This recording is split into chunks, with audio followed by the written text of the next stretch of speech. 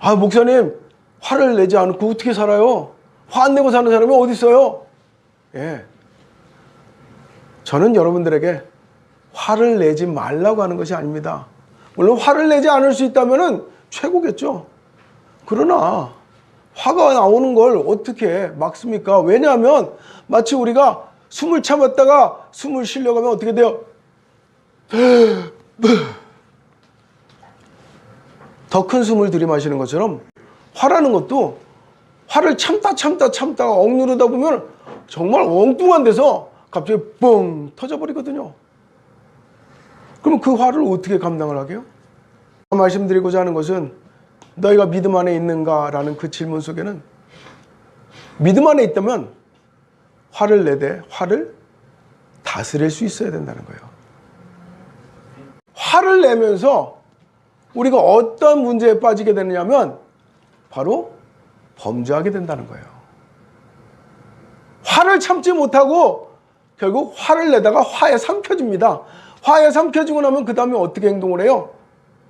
폭력을 휘두르고 주변에다가 막 험한 소리를 내뱉고 그래가지고 마치 내가 받은 상처보다 더 많은 상처를 사람들한테 끼치려고 하는 그러한 악한 본능이 내게서 끌어올려진다는 것입니다.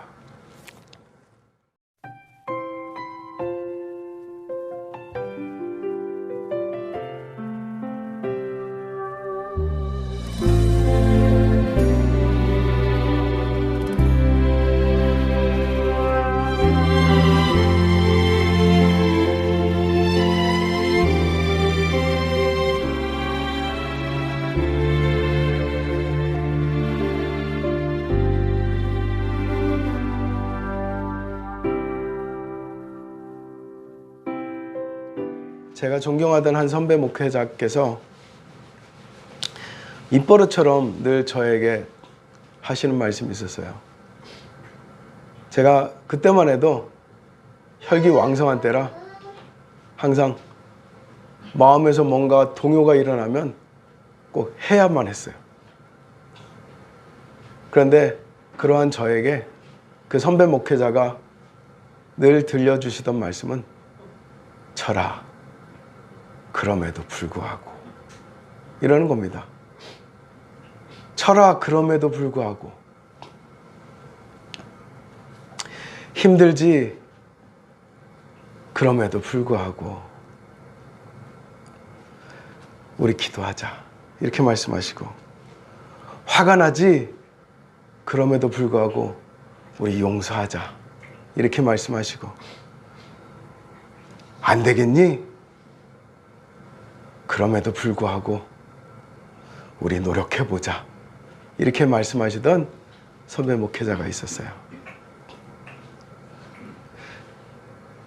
저는 오랫동안 이 말을 제 자신에게 들려주곤 했습니다. 하지만 사람들은 대개 그럼에도 불구하고 라는 말보다는요, 그래서 라는 말을 많이 합니다. 힘들어. 그래서 관둘래. 화가 나. 그래서 도저히 용서할 수 없어. 도저히 안 되겠어. 그래서 포기할래. 어떻습니까? 여러분들에게는 그럼에도 불구하고 라는 말과 그래서라는 말 중에서 어떤 것을 더 많이 떠올리고 계십니까? 세상은 인과관계에 따라서 살아갑니다. 인과관계, 원인을 통해서 결과를 따진다는 거죠. 누군가 나에게 해를 끼쳤으니 나도 똑같이 되갚아주겠다. 그렇게 생각합니다. 그런데 성경은 우리에게 묻습니다. 우리가 읽은 첫 소절이 뭐였습니까? 같이 읽어볼까요? 시작. 너희는 믿음 안에 있는가? 예. 너희는 믿음 안에 있는가? 사실 목사인 저조차도 어려운 일입니다. 그럼에도 불구하고 우리는 믿음을 따르는 사람이니 내가 믿음 안에 있는가? 다시 한번 되물어야 돼요. 화를 내면서도 나를 화나게 해? 그래서 내가 화를 냈거든. 그런데 그럼에도 불구하고 내가 믿음 안에 있는가? 다시 되돌아봐야 된다는 거예요. 너희가 믿음 안에 있는가? 라는 그 질문 속에는 믿음 안에 있다면 화를 내되 화를 다스릴 수 있어야 된다는 거예요. 화를 내면서 우리가 어떤 문제에 빠지게 되느냐면 바로 범죄하게 된다는 거예요. 화를 참지 못하고 결국 화를 내다가 화에 삼켜집니다. 화에 삼켜지고 나면 그 다음에 어떻게 행동을 해요? 폭력을 휘두르고 주변에다가 험한 소리를 내뱉고 그래가지고 마치 내가 받은 상처보다 더 많은 상처를 사람들한테 끼치려고 하는 그러한 악한 본능이 내게서 끌어올려진다는 것입니다. 성경은 이러한 우리들에게 오늘 읽은 말씀에서 뭐라고 하느냐면 너희는 버려진 자가 아니다 라고 말씀하고 있어요. 우리가 그리스도 안에 있다라는 말씀은요, 내가 아파할 때에, 내가 상처받았을 때, 내가 괴로워하고 내가 힘들 때에 내가 그리스도 안에 있기 때문에 누구도 힘들어해요? 그리스도 예수께서도 힘들어하시고 내가 받은 상처 때문에 그리스도께서도 괴로워하시고 아파하시고 내가 슬퍼할 때 그리스도께서도 함께 슬퍼해 주신다는 뜻입니다. 그것이 바로 우리가 그리스도 안에 있다는 거예요. 우리는 버려진 존재가 아니다라는 거예요. 그런데 우리는 마치 우리가 버려진 존재의 것처럼 착각할 때가 있다는 거예요. 우리가 인생을 막 살 만큼 우리가 화라는 것에, 분노라는 것에, 슬픔이라는 것에, 고독이라는 것에, 힘겨움이라는 것에, 괴로움이라는 것에 나를 그냥 확 던져버리고 죽어버릴래 이럴 만한 그런 하찮은 존재가 아니라고 가르치고 있습니다. 성경에 보면 히스기야라는 왕 때 이런 일이 있습니다. 한 번은 아수르라는 나라에서 쳐들어왔어요. 대군을 이끌고 쳐들어왔습니다. 무려 18만 5천 명. 엄청난 거예요. 지금으로부터 약 3,000년 전이에요. 아수르 왕 사네립은 18만 5천 명이나 되는 군대를 거느리고 돌아다니면서 각 나라들을 막 정복하고 다녔어요. 그러다가 이스라엘에 들어왔습니다. 그리고서는 조그마한 땅, 유대 땅에 들어와서 호통치기 시작합니다. 야! 히스기야가 무슨 힘이 있어? 너네 하나님 믿는다고? 하나님은 무슨 힘이 있어? 야, 세상에 많은 신들과 많은 군왕들이 있었지만 다 내 앞에 무릎 꿇었어. 당장 내려와서 무릎 꿇어. 하나님이 뭐라고? 세상의 모든 신들도 다 꺾었는데 하나님도 나오라 그래. 얼마든지 내가 무찔러 줄게. 이렇게 모욕적인 언사를 마구 합니다. 히스기야가 그 말을 들었어요. 히스기야의 신하들이 들었어요. 히스기야의 백성들이 들었어요. 어떤 마음이 되었겠어요? 화가 납니다. 나를 욕해? 나의 백성들을 욕해? 나의 나라를 욕해? 나의 하나님을 욕해? 너무너무 화가 났어요. 화가 났으니 그래서 어떻게 해야 될까요? 화가 났으면 우리의 본능대로라면 화가 났으니 문을 열고 쳐들어가야죠. 누구를 향해서? 18만 5천 명의 사나이를 군대를 향해서 나가야죠. 그리고 싸워야죠. 그리고 어떻게 해요? 죽어야죠. 생각해봐. 18만 5천 명하고 싸워가지고 어떻게 얘기해요? 당시에 이 히스기야의 군대는 10,000명밖에 안 되는데 10,000명으로 18만 5천을 싸운다고요? 그리고 히스기야 왕이 한 것은 무엇이냐? 바로 기도였습니다. 나를 모욕했습니다. 나의 나라를 모욕했습니다. 나의 하나님을 모욕했습니다. 그래서 화가 났습니다. 그러나 화에 삼켜지지 않고 그 화를 다스렸습니다.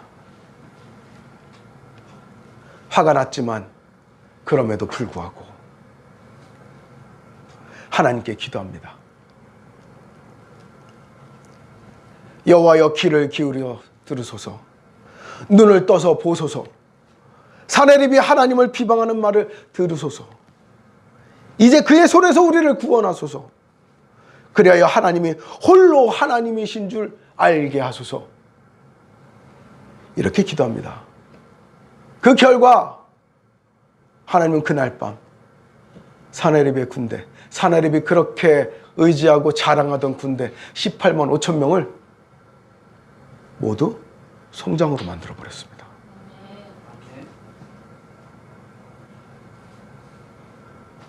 그렇게 자기의 권력을 자랑하던 사내립은 그날 그 놀라운 광경을 보고 자기의 나라로 도망갔습니다. 그리고 도망가서 그날 그는 살해당하고 맙니다. 그것도 자기 아들들에게. 제가 예전에 군대에 있을 때, 군대 갔을 때요, 오래전 일이지만 저희 중대에 행정부 국관이 있었어요. 그런데 이 행정부 국관이 그리스도인들을 몹시 싫어합니다. 그리스도인들을 몹시 싫어해가지고 자주 괴롭혔어요. 아주 교묘하게 괴롭힙니다. 매주 이제 2차례씩 종교 행사가 있어요. 주일하고 수요일. 그런데 종교 행사 딱 되면 그리스도인들은 교회를 가려고 할 거 아니에요. 그런데 그리스도인 목록을 가지고 처음에 입대할 때 종교란에 그 기독교 이렇게 쓴단 말이에요. 그러면 그것을 보고서는 그리스도인이다 싶은 애들을 전부 초소 근무를 보내버리는 거예요. 그래가지고 교회를 못 가게. 괴롭히는 방법도 아주 가지가지입니다. 심지어는 막 그리스도인들이 뭔가 잘해가지고 포상휴가 나오잖아요. 포상휴가를 막 숨겨요. 포상휴가증을. 그러고서는 휴가를 안 보내. 그러고서는 자기가 막 허위 문서까지 작성을 해요. 뭐라고 작성하느냐? 얘는 휴가를 반납했습니다. 이렇게 막 허위 문서까지 작성을 해가지고 휴가를 안 보내는 거야. 모르잖아요, 우리는. 뭐 휴가증이 나왔는지 어쨌는지 왜 안 나오지? 그러고 있을 뿐이지. 그냥 언제부터인가 우리는 그런 생각이 들었어요. 하나님께서 우리를 버리셨나 보다. 하나님께서 우리를 버리셔가지고 정말 이런 이상한 부대에 우리를 배치시켰나 보다. 여기 있는 그리스도인들은 하나님께서 버리신 그리스도인인가 보다. 그랬어요. 특히나 저 같은 경우는 신학대학 다니다 왔는데 나는 내가 군종병으로 많은 사람들을 전도할 줄 알았는데 웬걸 전도는커녕 교회도 못 가는 곳에 왔구나. 맨날 괴롭힘만 당하는 이 지옥 같은 곳으로 왔구나. 아무 이유 없어요. 그냥 교회 다니다 왔다는 이유로 괴롭히기 시작하는데 끝도 없이 괴롭혀요. 매일 괴롭혀요. 그러니 어떤 병사들은 그럽니다. 까닭없이 그리스도인이라는 이유로 나를 미워하니 나도 하나님을 버리겠어. 하나님이 나를 버려서 이런 곳에 배치시켰으니 나도 하나님을 버리겠어. 이렇게 말합니다. 또 어떤 친구는 말합니다. 하나님이 나를 버렸어. 내 저것들 다 죽여버리고 나도 죽어버릴래. 이럽니다. 그러다 앞서 말씀드렸던 선배 목회자가 저에게 들려주던 말이 생각났어요. 그럼에도 불구하고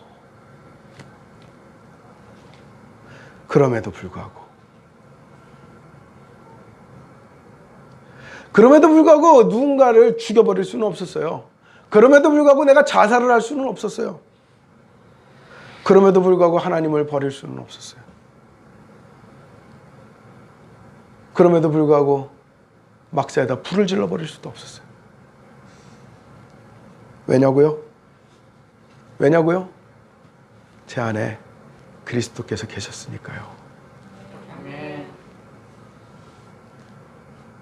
예수님은 내가 겪은 모욕보다도 더 큰 모욕을 당했습니다.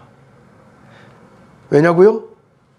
우리가 받는 모욕으로 인해서 우리가 모욕받을 때 우리의 상처를 알아주시려고요. 예수님은 내가 겪은 아픔보다도 더 큰 아픔을 당했습니다. 왜요? 우리의 그 아픔을 감싸주시기 위해서.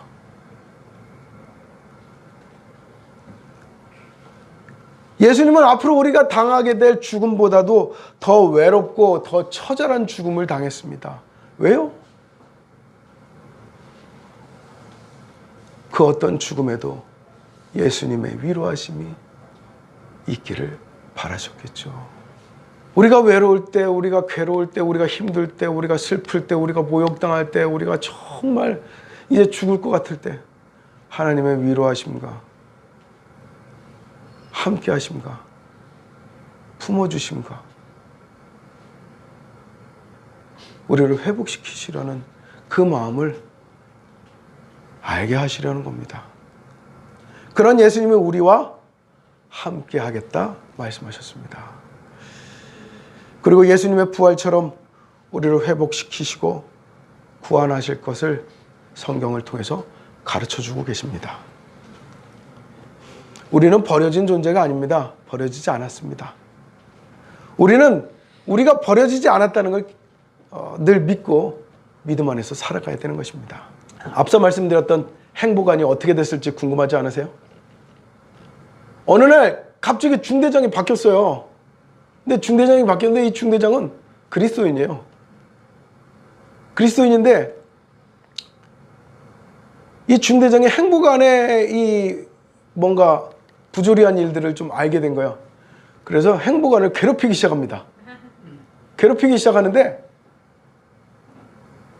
행보관이면은 되게 손톱 까딱 안 해요. 중대에서는. 근데 어디 이 참호 이제 보수공사 같은 거 이런 거 할 때 감독관을 대개는요 하사 기껏해야 중사 이런 사람들 보내거든요. 근데 행보관 보고 따라가라 그래 항상. 그러면은 하켑거리면서 국가처서까지 막 따라 올라가야 됩니다. 내가 이 나이에 이러면서 막 따라 올라갑니다. 꼭 가가지고 누구 보고 보고하라 그러냐면 행보관 보고 보고하라 그래요. 그러면은 할 수 없이 국가처서까지 가가지고 국가처서에서 이제 보고하는 거예요. 행보관 아무개 와서 작업하고 있습니다. 이게 보고하는 거예요. 근데 그거를 맨날 시켜요. 맨날. 그러니까 맨날 올라가는 거예요. 아주 죽겠는 거예요. 그러더니 참다 3개월을 못 버티고 이 다른 데로 옮겨가겠다고 하더라고요. 다른 데로 옮겨갔어요. 그래서 우리 중대에는 이번엔 또 그리스도인 행보관이 또 와가지고 이번에는 그리스도인들을 엄청 막 잘해주는 거예요. 그러더니 나중에 전 행보관이 그리스도인들에게 얼마나 못된 짓을 했는지 다 들은 거예요. 그리고서는요 이 행보관이 이상하게 자주 본부로 가요. 본부로 가가지고는 뭐 했냐면 그 전에 행보관을 괴롭히기 시작하는 거예요. 가가지고 갈 때마다 괴롭히고 오는 거예요. 그래가지고 나중에는 이 행보관이 어떻게 했냐면 결국 그만뒀어요. 괴롭힘을 당하다 그만뒀어요. 자기가 괴롭히던 사람들이 얼마나 힘들었을지를 조금이라도 깨달았을까 모르겠어요. 자기는 조금 괴롭힘 당하고서도 그렇게 못 견뎌야 하는데 자기는 말로 할 수 없는 폐악질을 중대에서 아직 어린 이 병사들한테 엄청나게 많이 했거든요. 우리가 버려진 것 같을지라도요 버려지지 않았음을 믿으시기 바랍니다. 오늘 읽은 말씀처럼 우리에게 가르치는 말씀은 너희가 오직 선을 행하라. 너희가 화를 당했다고 그 화를 대갚아 주려고 하지 마라. 너희가 괴롭힘을 당했다고 그 괴롭힘을 고스란히 대갚아 주려고 하지 마라. 하나님께서 너희 아픔을 아신다. 하나님께서 너희의 슬픔을 아신다. 하나님께서 너희 괴로움을 아신다. 라는 것을 오늘 말씀을 통해서 우리에게 깨닫게 하시는 줄 믿으시기 바랍니다. 우리가 약할 때 너희가 강한 것을 기뻐하고 또 이것을 위하여 구하니 곧 너희가 온전하게 되는 것이라 이렇게 말씀했습니다. 우리가 약해져 있을 때, 분노로 약해져 있을 때, 미움으로 약해져 있을 때, 고독에 약해져 있을 때, 죄에 약해져 있을 때 그럼에도 불구하고 그리스도를 통해서 강해지시길 바랍니다. 우리의 모든 아픔과 상처를 아시고 아실 뿐 아니라 감싸주시고 위로하시기를 원하시는, 또 구원해 주시기를 원하시는 주님 안에서 온전해지라는 말씀이 우리 삶 가운데 이루어지기를 간절히 기도하는 여러분들 되시기를 바랍니다. 내가 믿음 안에 있다는 걸, 내가 주님 안에 있다는 걸, 주님께서 나와 함께하고 계시다는 걸 내가 확증하게 되는 믿음의 사람들이 되시기를 주의 이름으로 간절히 축원합니다. 기도하겠습니다. 하나님 아버지, 우리의 삶 가운데 우리를 힘들게 하고 외롭게 하고요, 괴롭게 하고 슬프게 하는, 또 화내게 하는 많은 일들이 있습니다. 그 가운데서 우리가 그래서 화냈어요, 그래서 울었어요, 그래서 다퉜어요, 이와 같은 말들이 우리에게 있지 않기를 하여 주시옵소서. 오직 그럼에도 불구하고 우리는 기도했어요. 그럼에도 불구하고 우리는 하나님께 맡겼어요. 그럼에도 불구하고 하나님의 선하심이 임하시기를 바람하였습니다. 고백할 수 있는 우리의 믿음이 되게 하여 주시옵소서. 오직 주님께서 아시고, 주님께서 품어주시고, 주님께서 위로하시고, 주님께서 회복시키시고, 주님께서 구원하시는 우리가 바로 그리스도인이라는 것을 잊지 않게 하여 주시옵소서. 올 한 해를 살아가는 가운데 이 땅에 있는 수많은 사람들, 그래서라는 인과관계로 살아가는 많은 사람들에게 그럼에도 불구하고라는 그리스도인의 덕목을 보일 수 있는 저희들 되게 하여 주시옵소서. 그래야 해서 우리의 믿음을 확증하고 하나님께 영광 돌릴 수 있는 저희들 되게 하여 주시옵소서. 예수님의 이름으로 기도드렸나이다. 아멘.